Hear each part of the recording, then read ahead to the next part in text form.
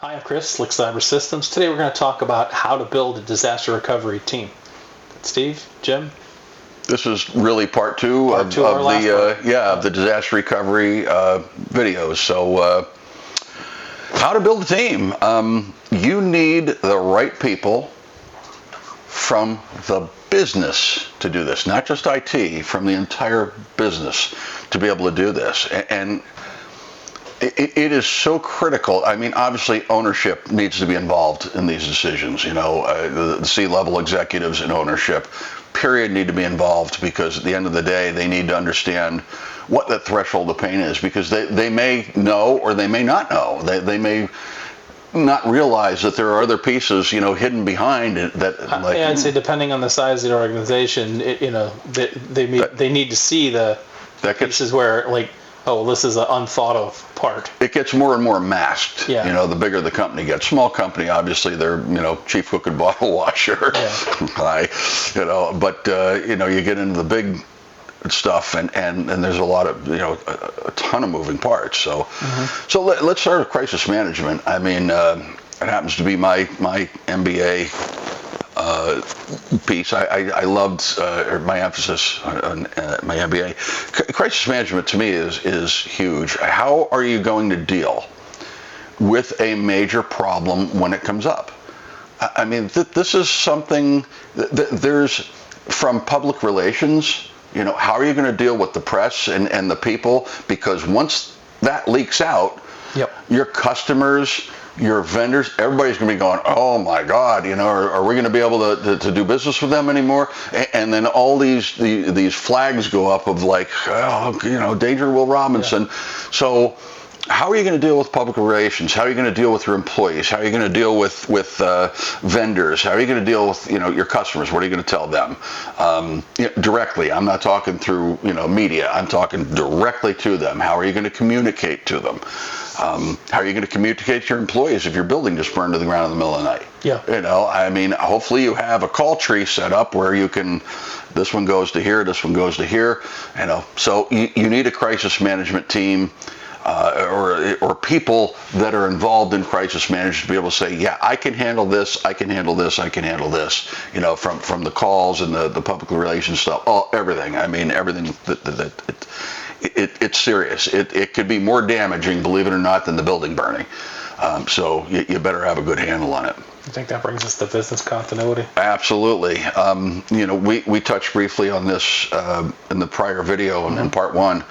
The pad of paper and pen, to be able to, if somebody calls in, what about the telephone, right? That's a big one. If you're kind of organization. Yeah, how are you going to route your telephone calls? What are your critical systems? That's kind of, the DR side. Maybe there's special forms that we had mentioned before, that you need for your company. It could be the what seems like the craziest of things, but if it's critical to moving the flow of business along from day to day, you better darn well make sure you have it, right? Yeah. So from manufacturing side, for example, I mean, there's the data aspect, there's the office aspect of it, and then there's the floor aspect of it. You better understand every single one of those pieces very well. What's critical? How do I get this up and running and moving? How do I get this piece up and running and moving? Where we can continue to do business. It may not be full tilt, but at least you're moving. At least you're moving. At least you can get, and then you start the rebuild process. It's definitely a process that if you don't spend the time, and though everybody's always busy, if you don't put the effort in up front, even though it's going to take time, it's going to take effort, it's going to take money and distraction from other things you want to do. You have to. If it happens, and you've not gone through that, and you're doing it for the first time, it seems like it'd be very daunting, if not almost debilitating. In my opinion, it would be debilitating. I've never, in all the stats that we've ever read, in the industry, when you see a company that's never had a DR plan or a business continuity plan, a BC plan, they're usually out of business in less than a year. Yeah. Which is, it's a shame, but so what does that tell you? Take the time, make it happen. I mean, and test it regularly. That's a good thing. Even down to that pad of paper and pen or pencil, whatever your thing. I mean, you need to have it all there. You've got to test it thoroughly. impact assessment and recovery. I mean, that part of the team should be responsible for the IT infrastructure recovery. Because we're really not talking BC here. We're focusing on the DR piece, which is a subset of. The pad of paper and the pen's great. Well, that's part of the BC plan, but the DR plan solely lies in the IT side, right? What do we need? Do I have the right resources, the right technical people involved, for database, either whether it's recovery of or being able to get it up and running, whether it's SQL or whatever you're running, web servers if they're hosted internally, which I hope they aren't anymore, but you know what I mean. It's that you have the staff, the knowledge ready to do it if it needs to be done. And those people need to be available in the event of a disaster. What's their cell phone number, their home phone number, which in my opinion, in my case now is one and the same. Yeah. But it also seems like something that would impact like the calendaring or the staffing, so that you should almost be looking at that in case something were to happen. Right. It's that bad time of the weather year or something's going to be happening. Right. Kind of should be on your forebrain, think, right, I need to keep this in the front of my mind. Right. So, like we talked about, what about storage, your servers in general, Active Directory, networking, routers, firewalls, switches. I mean, there's a lot of pieces. So, and again, the bigger the company gets, the more complex it gets. So you're going to need more people involved, in that piece. Whereas, a little bit smaller company to mid-size, you can get away with far less people, but you still need those people with the knowledge there. Yeah. And then of course you have your IT applications. What are the critical apps that the company needs to be able to get functional? And along with that, what is they need to be thinking about? How are you going to restore this stuff? Rolling back out. And how long do I have to wait before it's up and running? How critical is that time frame?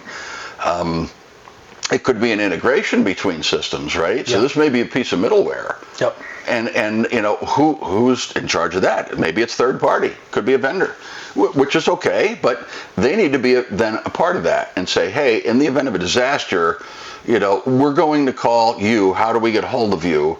And who are the key contacts there? So in the event of a disaster, we need you right now. Not tomorrow, not the week after. We need you now because we're in a critical. 2 a.m. There's a problem. Right. You'd be near the phone. So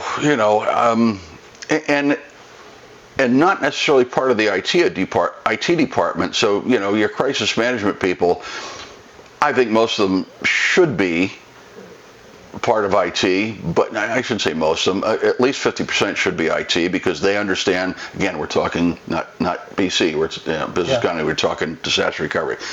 Disaster recovery needs those, to have that direct insight. The IT people need to have that.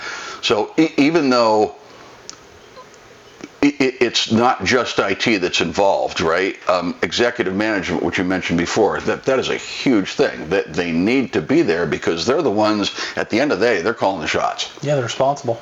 They're responsible. They're ultimately responsible for what happens. So they need to understand the policies, the budgets, all the fun stuff that's in between to be able to function.